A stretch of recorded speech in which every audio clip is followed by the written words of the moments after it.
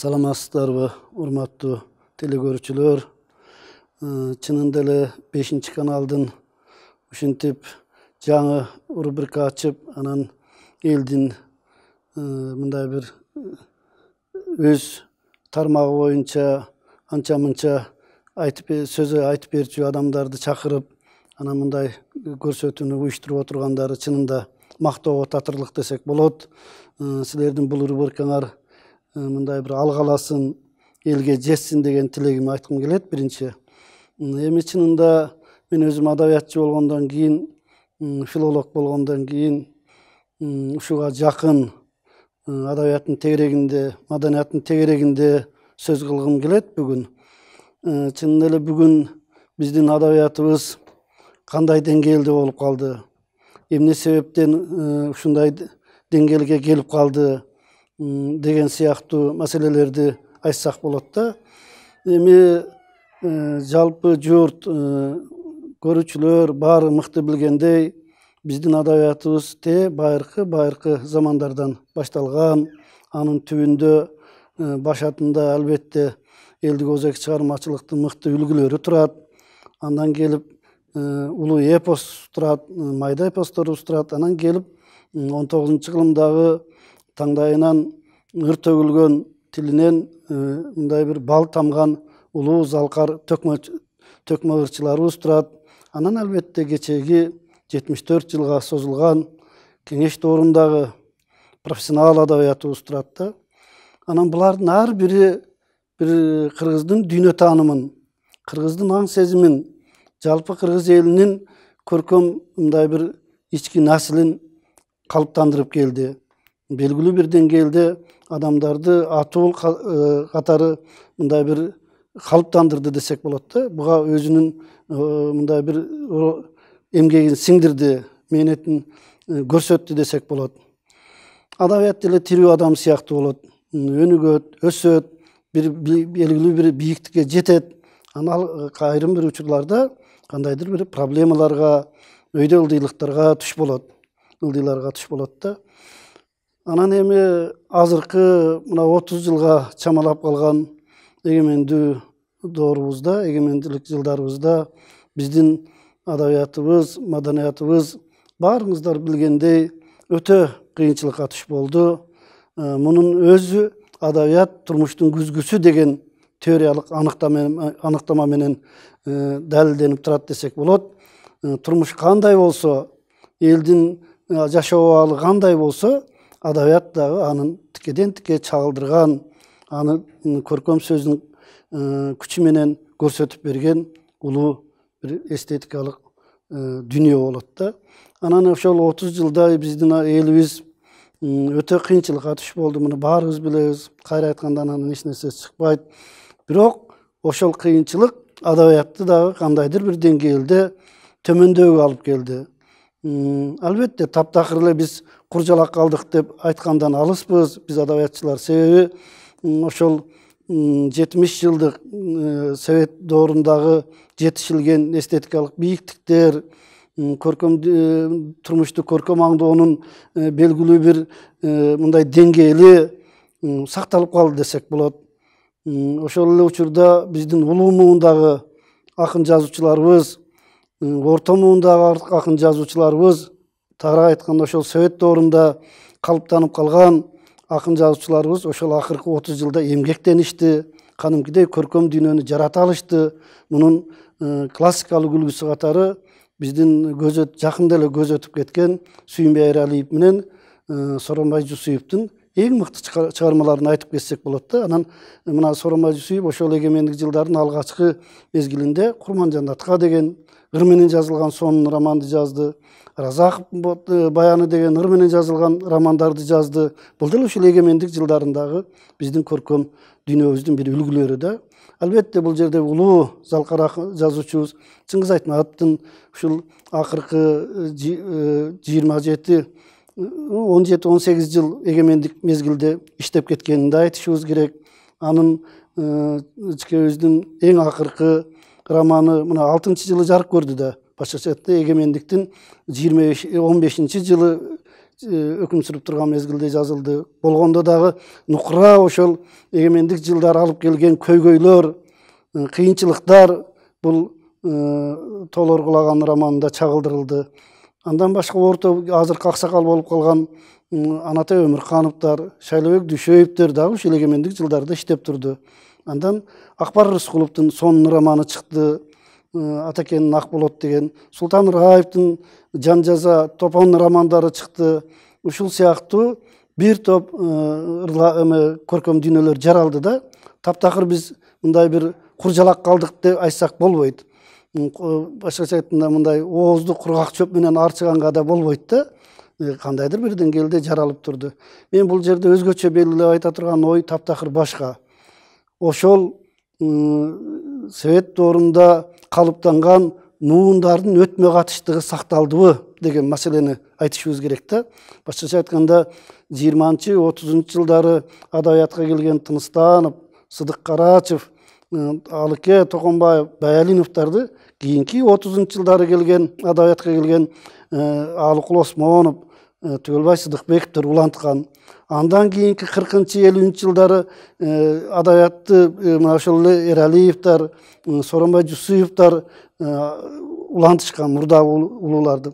60 жылдары болсо бүтүндөй бир плеяда келип кошулган Кеңеш Жусуповдор, Кубатбек Жусупалиев, Өскөн Даникеев, Асанбек Становдор баш болгон Майрамкан Абылкасымов, Омар Султановдор, Жоло Мамутов, Турар Кожомбердиевдер 70-жылда ушундай жаңы муундар келип кошулганда, демек ушул өтмө катыштык процесс эгемендик жылдарда кандайдыр бир деңгээлде мындай үзүлүп калды десек болот да.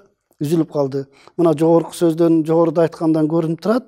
Ошол эгемендик жылдарда нукура эстетикалык бийиктиктеги багындырган көркөм дөөлөттөрдү дагы эле болсо ошол Совет мезгилинде калыптанган акын жазуучулар жаратты десек болот да. Анан 90-жылдардан кийин келген муун, адабиятка келген муун эмне кандай абалда болду деген суроону биздин көкүрөгүбүздө өйөт да такай.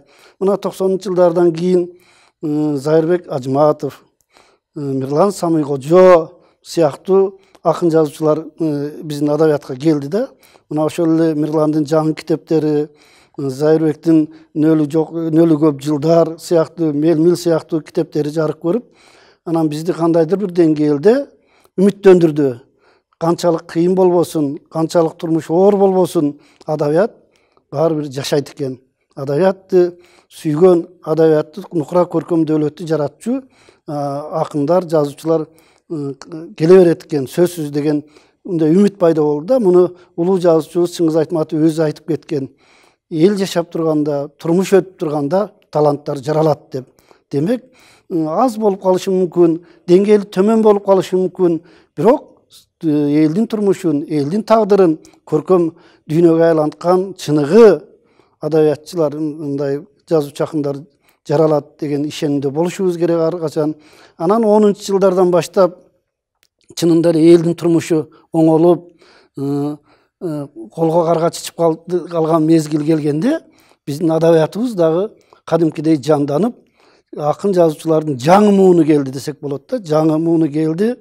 Мына ошол эле Бердибек Жамгырчиевди айтсак болот, Максат Жаңгазиевди айтсак болот, жана кыздар бар, Нурсулу Кургубай кызы деген сыяктуу, Нуриза Өмүрбаева деген сыяктуу кыздарыбыз көп, акын жаштардын бүтүндөй бир жаңы тобу келип кошулду да. Булардын адабияты, мына адабиятта айтылып жүрөт.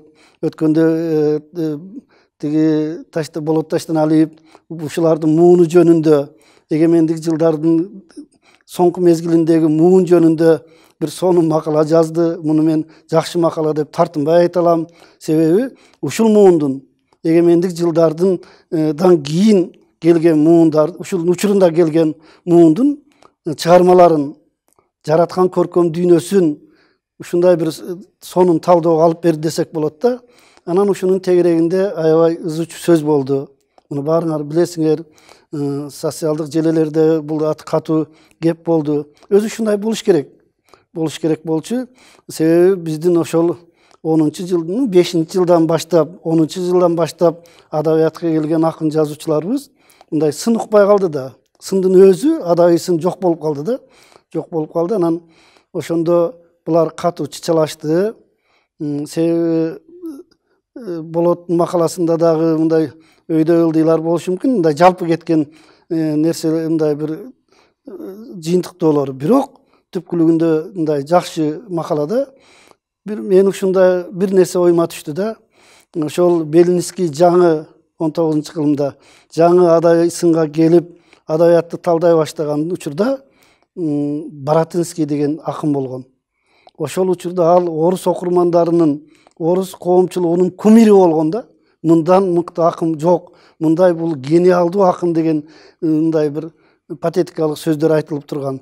Анан Пушкинди Баратынскийди эмес, Белинский Пушкинди көтөрүп атпайбы? Пушкинди талдап, Баратынский жөнүндө да макаласы бар, анан Пушкин жөнүндө макаласы бар. Ошондо анан Баратынскийдин чыгармалары бул кургак патетика экендигин, жөн эле бир кооз сөздөр экендигин, Пушкинде болсо бул элдин турмушу, социалдык көйгөй, элдин дүйнө таанымы биринчи орунда турарын айтып, анан Пушкинди даңазалап атпайбы?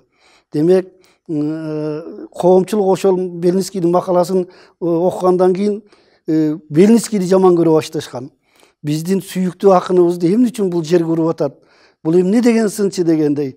Мына ошол эми бир муну салыштырып болбойт. Бирок кандайдыр бир аналогиясы бар да, ушу Болот Таштаналиевдин макаласы менен ошол балдардын реакциясын кабыл алуусун. Демек, биз ар качан бир өзүбүзгө карата айтылган сынды туура кабыл алышыбыз керек. Анадан туура жыйынтык чыгара билишибиз керек. Анан эми мындай нерсе боло келиш керек. Эгер адабий сын болбосо, адабияттын абалы ушул мына кийинки жаштардын абалындай болуп калат да.